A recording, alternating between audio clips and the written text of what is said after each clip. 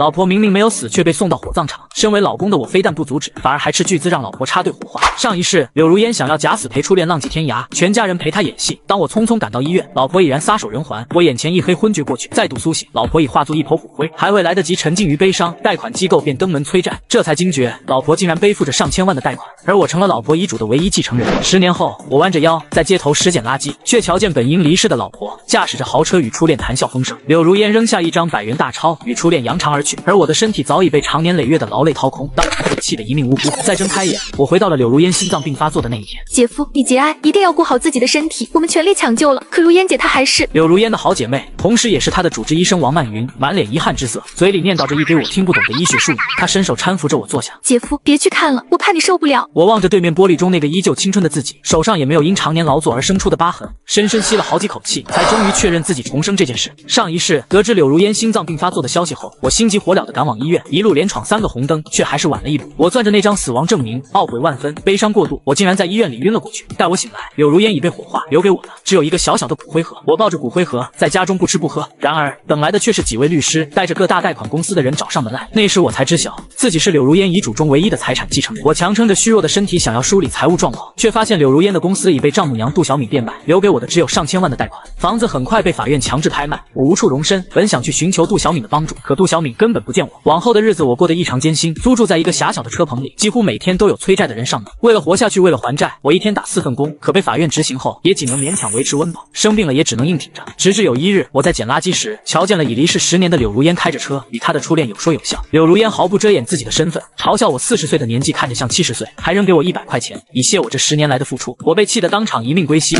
如烟却仿若未睹驾车扬长而去。想到此处，我做了一个决定，上一世你假死，这一回就让假的变成真的吧。王曼云在旁边不停地催我喝水，我回过神，并未去碰那杯水，只因我记得上一世我喝了这杯水后便晕了过去。我几乎能够断定这杯水里定然有问题，目的就是让我错过柳如烟的火化仪式。我放下水杯，不顾王曼云的阻拦，走到了柳如烟的病床边，掀开床单，只见柳如烟面色泛红，呼吸平稳，想来是上一世的我太过悲痛，太过愚蠢，才未能察觉这一点。我扬起手，狠狠地给了柳如烟一巴掌，柳如烟纹丝未动，看样子是为怕被我发觉，直接给她打了麻醉。不过这样也好，我的计划更容易实施了。王曼云尖声惊叫，以为我发现了柳如烟装死。姐夫，你就算有气，也不能下这么重的手啊！这件事我们都可以解。想到上一世的种种痛苦，我的怒火瞬间被点燃，手上的动作却未停止，对着柳如烟浑身上下一通狠打。眼见王曼云快要露馅，我一副恨气不争的模样，叫你平日里别熬夜，叫你去做体检，你为何就是不听我的？你抛下我一人，往后我可如何是好？王曼云见我并未发现真相，打人只是我宣泄悲伤的方式，可瞧着我下手如此之狠，还是有些忧心。他结结巴巴地说道：“姐夫，轻点吧，如烟姐会疼的。”我停下手中动作，像看傻子一样看了王曼云一眼。怎么，曼云，难道刚去世不久的人还会疼吗？王曼云咽了咽口水，对自己说出那句话甚是懊悔，尴尬地扯了扯嘴角。不是，我只是……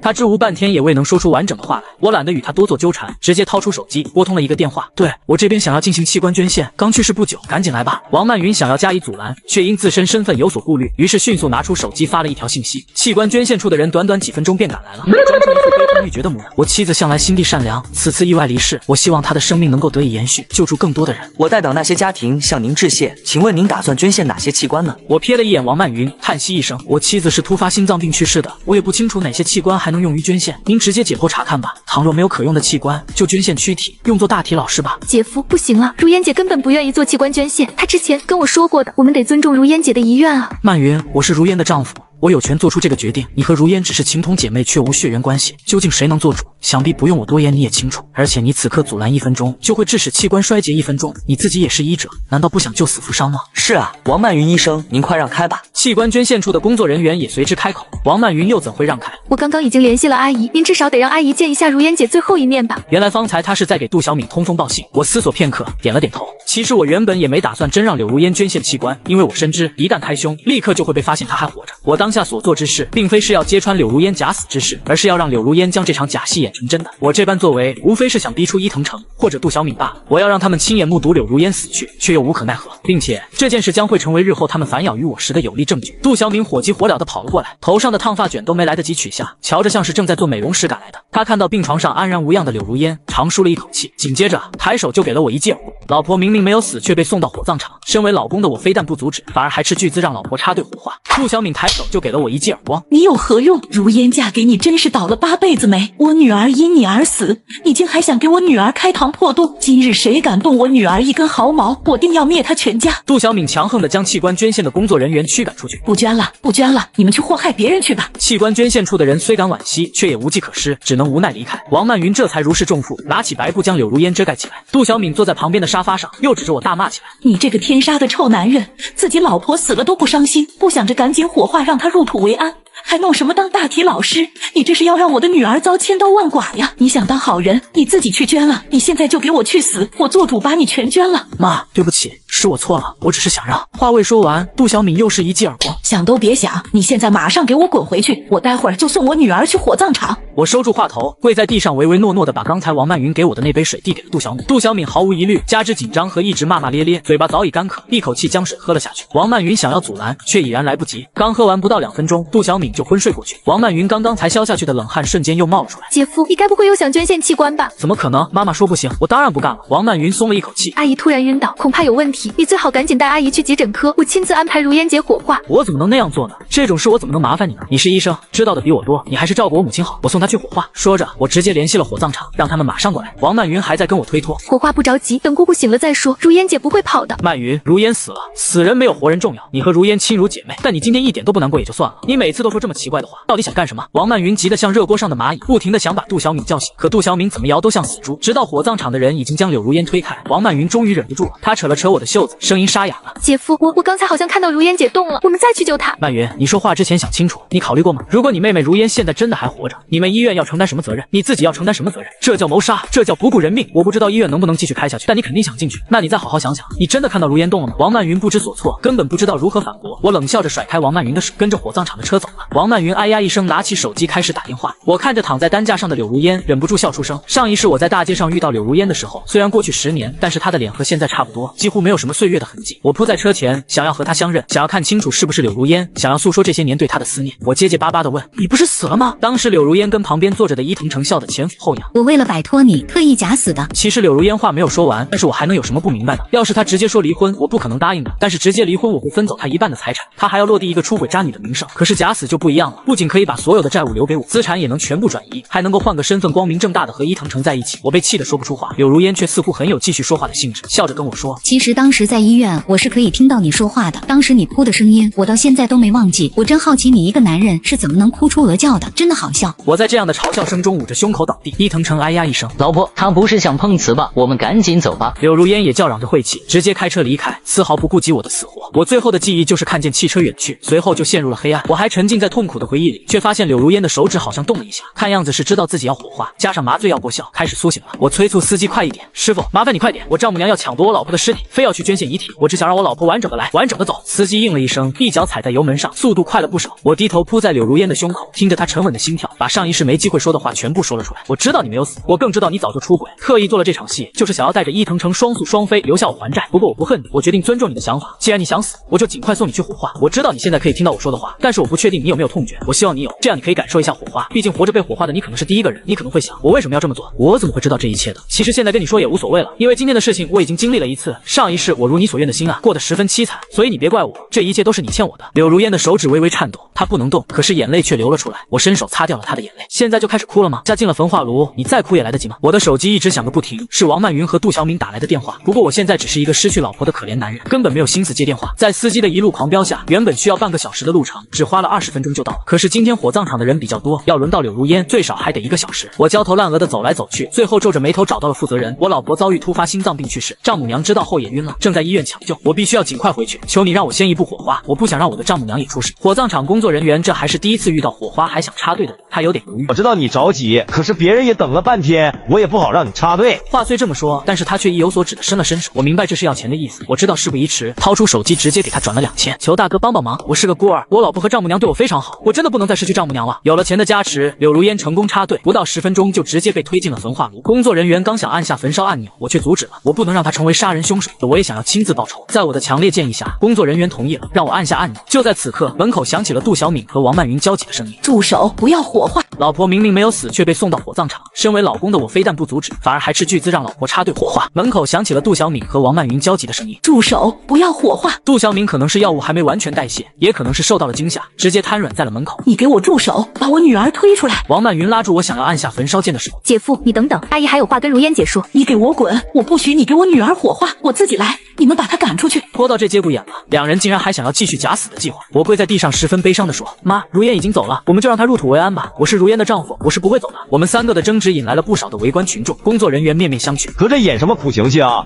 火葬场不是你们闹着玩的地方。说着就要按下焚烧按钮，王曼云和杜小敏不顾一切的扑过，想要阻拦，表情十分狰狞。工作人员被吓了一跳，下意识往旁边躲。王曼云和杜小敏没有收住，两人扑在了按钮上，火苗瞬间就吞噬了柳如烟。随即两声尖叫传来，所有人都看着王曼云和杜小敏，我却紧紧地盯着焚化炉里面的柳如。柳如烟的麻醉应该是彻底醒了，我隐约看见她张着嘴，伸着手，不过可惜外面的动静太大，根本没人注意到这里。过了1分钟，大家才回头看着焚化炉，火葬场的员工都稀奇地指着焚化炉小声地讨论。这还是第一次看到手能升这么高的，真的跟活人一样。哎呀，之前最多一点点肌肉反应，这个还好是白天，要是半夜，我真的要以为诈尸了。我擦了擦不存在的眼泪，让自己的嘴角不要翘起，可怜兮兮地说：“我老婆对丈母娘最好了，这估计是听到了丈母娘的声音，想要坐起来再看丈母娘最后一眼吧。”我对着焚化炉抹了抹眼泪说：“老婆，你一路走好，你放心，我一定会照顾好咱妈的，努力让她和你早日团聚。”说来也巧，我这句话说完，柳如烟就倒下去了，看样子是死透了。我彻底松了口气，上一世的苦难也好像消失了一般。王曼云不管瘫软在地的杜小米，跌跌撞撞地冲了过来，看着焚化炉里面的情景，已经吓得半死。他拼命地按焚化按钮，火怎么不灭？快灭火啊！工作人员是第一次见到这样激动的，赶紧把王曼云推开。这位亲属，我们知道你难过，但是人死不能复生，你们这样他走的也不安心啊。对啊，而且我们这是智能焚化炉，一旦开火一定要烧完才能打开的，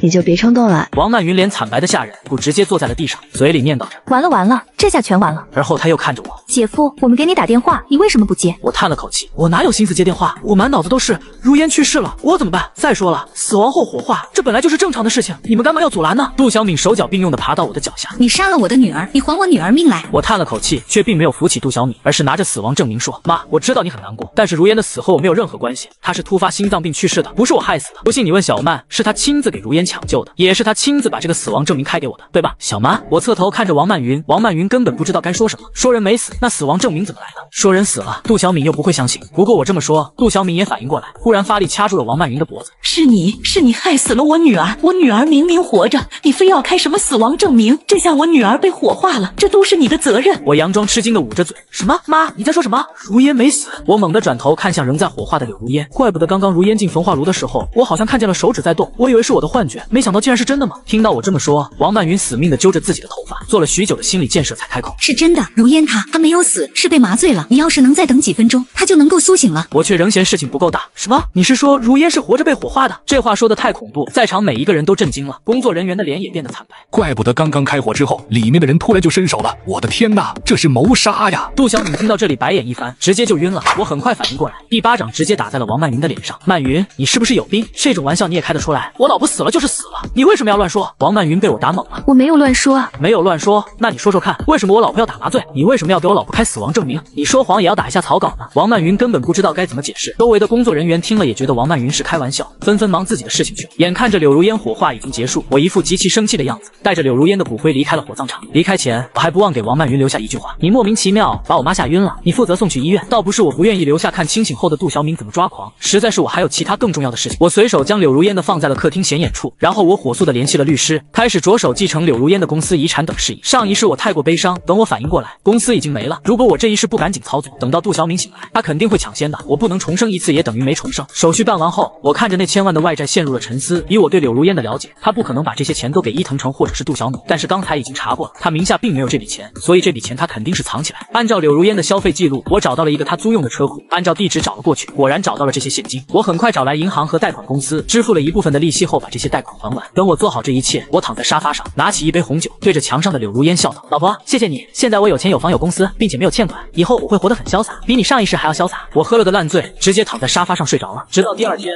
我被敲门声惊醒，我揉了揉宿醉的头，将门打开，门外是王曼云和杜小敏，还有一个看上去比大几岁的男人，看样子应该就是我上一世见过的伊藤诚。他满脸悲愤，手里还牵着一个大概6、7岁的男孩，看样貌跟柳如烟很像。难道是柳如烟婚前生的孩子？怪不得结婚后柳如烟不肯要孩子，原来是早就和初恋生了孩子。三人神色悲伤，黑眼圈极重，应该是几天几夜没睡好。身后跟着几个警察，老婆明明没有死，却被送到火葬场。身为老公的我非但不阻止，反而还斥巨资让老婆插队火化。杜小敏走进屋子，指着我：“警察同志，这个人人把我女儿活生生给火化了，你赶紧抓起来，把她也直接火化掉，让她尝尝那是什么滋味。我早就猜到会有这场戏，只是没想到这场戏来得这么快。我叹了口气，妈，你能不能不要开这样的玩笑？说着，我拿出了死亡证明。警察同志，这个是我老婆的死亡证明。我妈她接受不了老婆的离世，可能有点精神问题吧。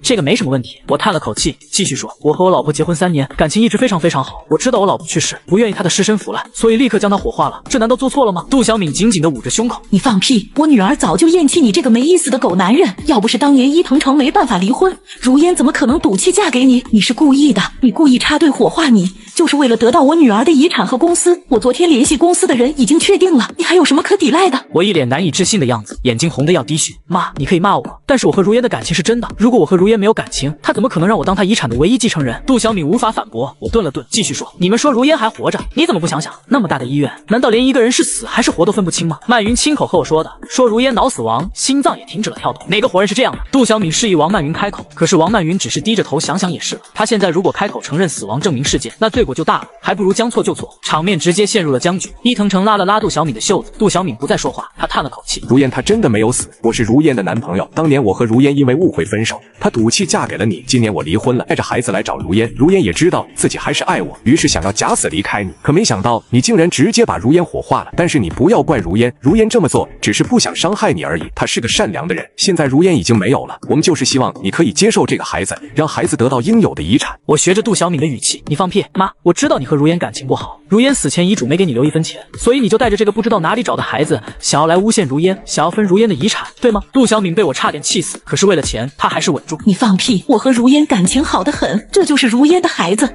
我清清楚楚的。我直接拿出了柳如烟的遗嘱。妈，你为什么要说谎呢？如果你和如烟感情好，为什么这个遗嘱上连你的名字都没有？为什么所有遗产都是给我？杜小敏说不出话，伊藤城还在犹豫，毕竟他总不能直接说柳如烟给我立遗嘱是为了让我承担债务。我看了一眼站在伊藤城身后的孩子，心中冷笑。我说，怎么装了3年的好老婆突然就不想装了？原来是初恋和儿子回来了。不过我心里并不难过，毕竟我都死过一次了。我神色如常地说，你说这个孩子是如烟的，那请你拿出证据来，说被法律认可的亲子鉴定或者是出生证明。伊藤城和杜小敏一致，没有什么亲子鉴定，因为孩子是在家生的，所以也没有出生证明。但是孩子就是如烟的。警察同志，您看明白了吗？他们就是知道我老婆已经死了，故意带着一个孩子上门来讨要遗产，还危言耸听的说我火化了我的老婆。但是他们说的话根本就是前后自相矛盾。我可以跟孩子鉴定，证明我是孩子的外婆，那不也等于是证明是如烟的孩子了吗？这样不算的，这只能证明你和孩子存在亲属关系，但是你和柳如烟的亲属关系并不能证明，就算能够证明，也不能确定你和你的先生只有如烟一个孩子。我憋着笑，其实我当时非要把柳如烟火化，很大一部分也是担心这个事情，没想到真的被我压到宝了。杜小敏和伊藤城对视一眼，伊藤城咬咬牙，不管孩子是谁的，但是如烟真的没死，就是他把如烟火化了，他是杀人凶手，他不能继承如烟的遗产。说着，伊藤城拿出了一段视频，是他们几人坐在沙发上商量假死的事情。我真的没有骗你们，真的是杀了如烟，所以他应该去坐牢，如烟所有的遗产应该属于我们的孩子。我装成一副被吓到的模样，看着以为胜券在握的几人，我酝酿了一会情绪，让自己看上去格外的悲伤。警察同志，我要告他们！我现在才知道我的老婆没有死，真的太残忍了。他们3个为了抢夺我老婆的财产，设计出我老婆假死的戏码，明明知道我要给老婆捐献器官，要给我老婆火化，还不告诉我真相。他们都是故意的，故意想要我杀害我老婆，然后拿走我老婆的所有财产。警察同志，别听他胡咧咧，